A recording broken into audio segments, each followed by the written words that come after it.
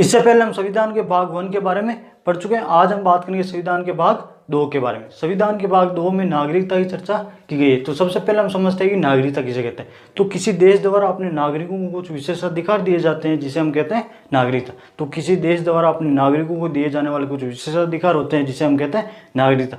जैसे आधार कार्ड हो गया, पैन कार्ड हो गया या वोटर ID कार्ड हो गया, जिसे हम पहचान पत्र कहते हैं, वो उसी देश के नागरिकों को मिल सकते हैं, किसी विदेशी को नहीं मिल सकते। यानी हम भारतीय, ये चीज़ें हमें भारतीयों को ही मिल सकती है। कोई ब्रिटेन से आ रहा है या अमेरिका से आ रहा है, उनको ये चीज़ें नहीं मिल सकती। तो किसी देश द्वारा अपने नागरिकों को कुछ विशेष अधिकार दिए जाते हैं जिसे हम कहते हैं नागरिकता। तो आई होप कि आपको समझ में आया होगा कि नागरिकता क्या चीज़ होती है।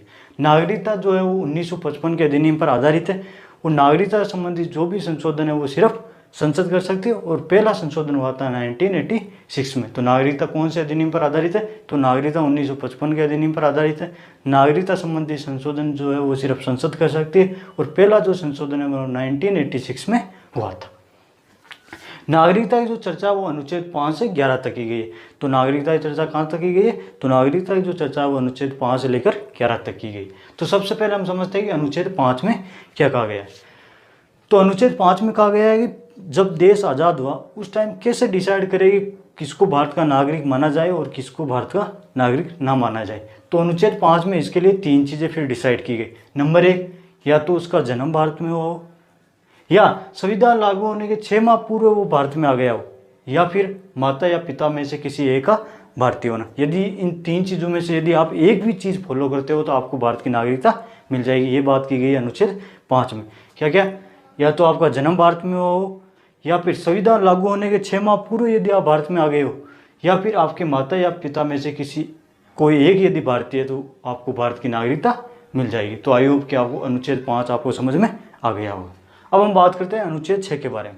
तो अनुच्छेद 6 में लिखा हुआ है कि संविधान लागू होने के बाद पाकिस्तान से आने वाले को नागरिकता नहीं दी जाएगी। तो यदि कोई व्यक्ति संविधान लागू होने के बाद पाकिस्तान से भारत में आना चाहिए तो वो भारत में नहीं आ सकता। उसके लिए फिर एक रूल लाया गया 19 जुलाई 1948 के अंदर। तो याद रखना 19 जुलाई 1948 को जो है वो एक रूल लाया गया जिसे कहा गया परमिट रूल।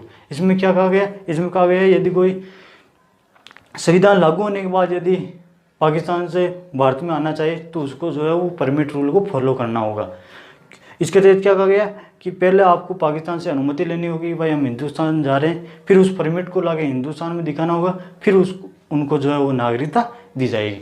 तो याद रखना संविधान लागू होने के बाद यदि कोई पाकिस्तान से भारत में आना चाह रहा है तो उसको जो है वो परमिट रूल लागू करना होगा। परमिट रूल कब लाया गया? तो 19 जुलाई 1948 को।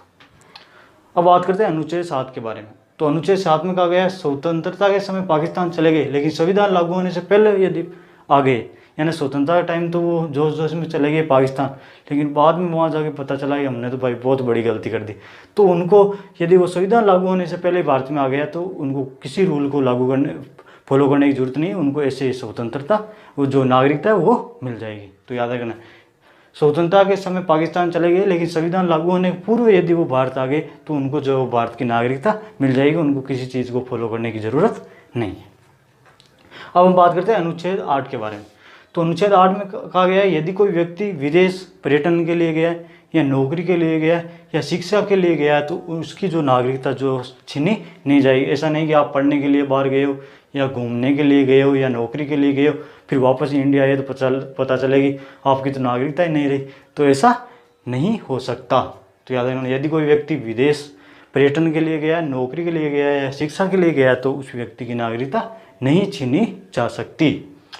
अब हम बात करते हैं अनुच्छेद 9 के बारे में। तो अनुच्छेद 9 में कहा गया है विदेशी नागरिकता लेने पर भारतीय नागरिकता समाप्त हो जाएगी।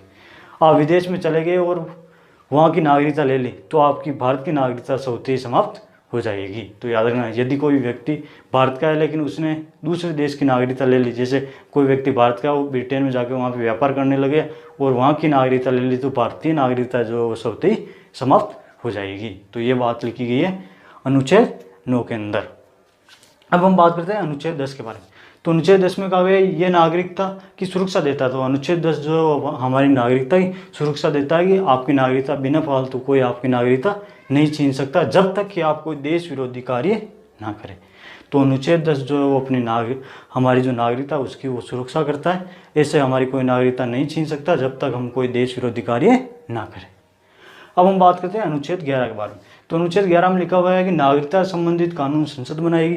तो नागरिकता संबंधित जो भी कानून है वो संसद बनाएगी, किसकी सिफारिश पर? तो गृह मंत्रालय की सिफारिश पर।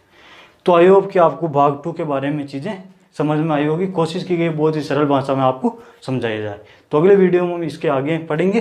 तब तक के लिए जय हिंद। आप लीजिए इसका स्क्रीनशॉट। मैं मिलता हूँ आपको अगले वीडियो में।